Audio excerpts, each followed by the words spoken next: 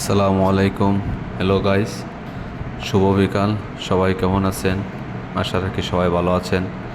Guys দেখুন রাস্তার কি বাজে অবস্থা।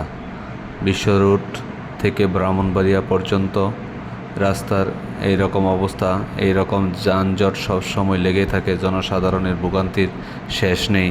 আমরা কর্তৃপক্ষের কাছে দাবি জানাচ্ছি অতি সত্বর যেন রাস্তার কাজ শেষ করে এই এলাকার জনগণকে এই দুর্ভোগ থেকে মুক্তি দেন।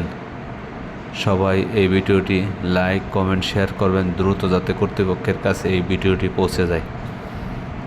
Thank you.